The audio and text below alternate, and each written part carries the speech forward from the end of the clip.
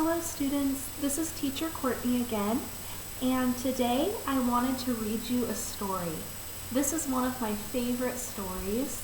It's called The Fox and the Star. I hope that you enjoy this book as much as I do.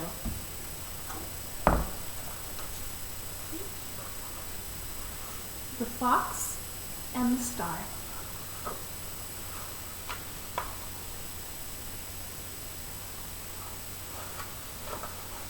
A for Abigail.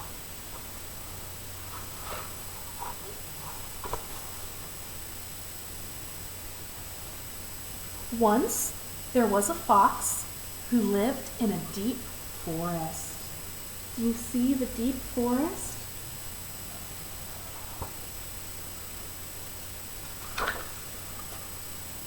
Because Fox was small, and the trees reached far higher than the tips of his ears, he was timid and afraid to stray far from his den.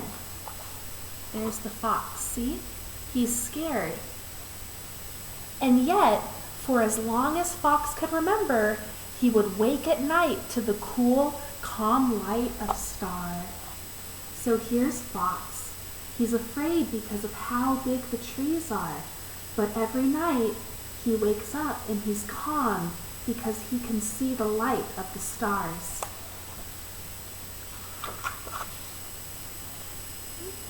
And there's Star.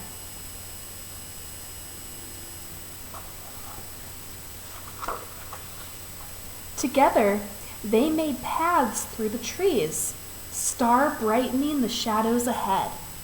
Star was Fox's only friend, right? So Star brightens the forest so Fox can see, and Fox is following Star.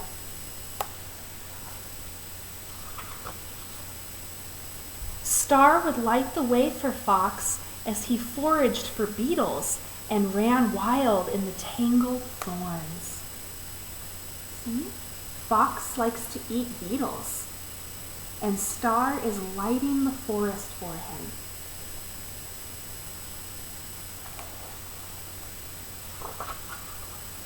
Star looked on when Fox chased the rabbits and raced through the thicket. So Star is watching while Fox plays and chases rabbits through the forest.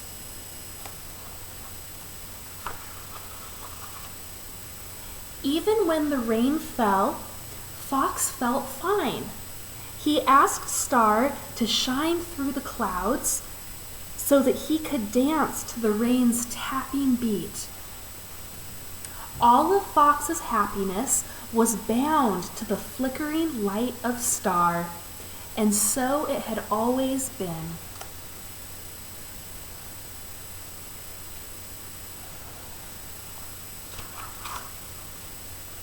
And here's Fox with Star reflecting from his eyes, right?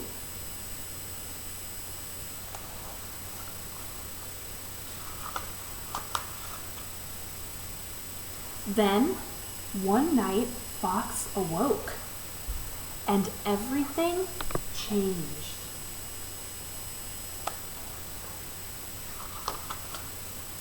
Fox called out for Star, but Star did not appear. The forest stayed cold and dark and still.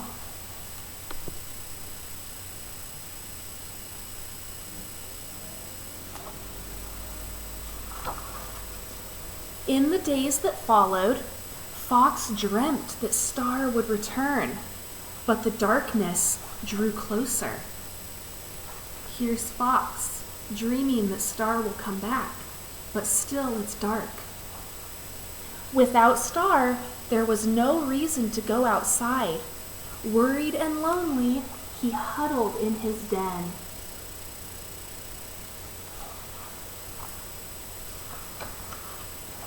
Days and nights passed in silence until something stirred in the forest. The beetles were on the move, creeping and crawling to where Fox lay. Closer and closer the beetles came, seeking the still body of Fox in the belly of his den. So So the beetles are coming to Fox, where he's sleeping in the ground.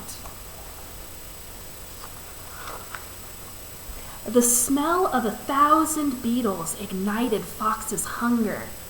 He faced the darkness and feasted on the tasty beetles, and he felt much better.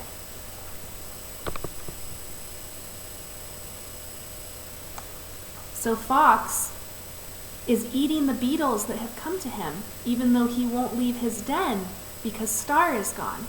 He's feeding on the beetles, and that's giving him energy. He's starting to feel much better.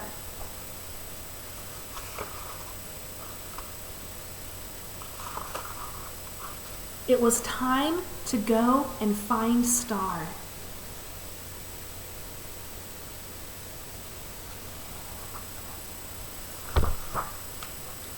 Fox peered around the gloom and could just make out a clump of thorns. "Have you seen my star?" Fox asked the undergrowth, but the thorns did not know of any star.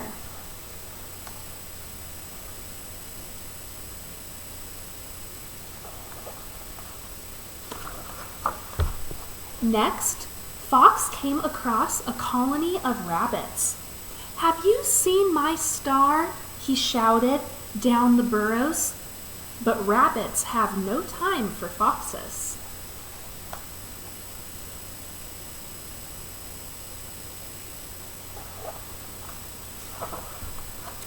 Suddenly, Fox was beyond the forest that he knew. He looked up at the trees. "Have you seen my star?" he cried, but the trees were too tall for him to hear.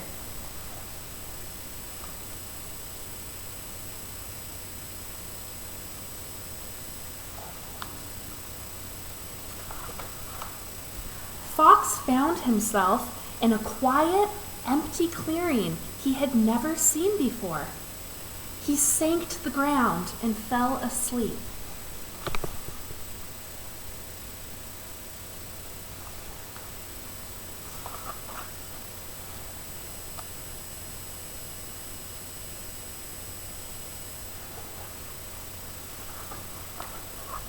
Fox woke to the sound of falling rain. He wanted to know if the rain had seen Star on its travels, but he did not know how to ask the raindrops. When the rain stopped, he had a feeling that something had changed.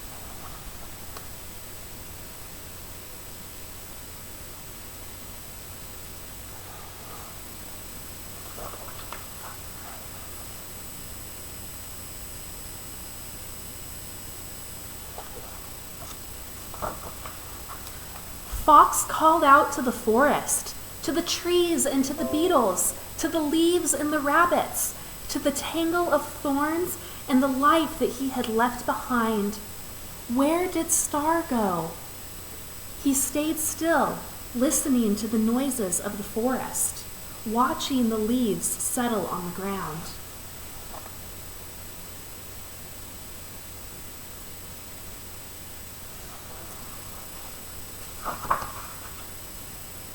Look up beyond your ears.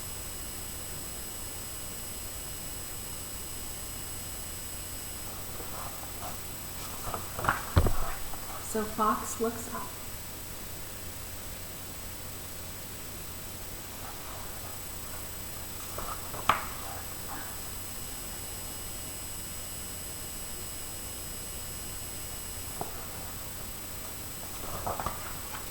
Fox could not believe there were so many stars.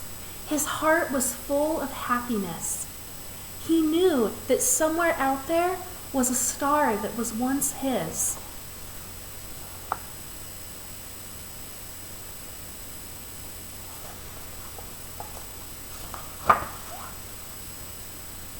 Beneath the blazing star of the sky, Fox made his way through the forest.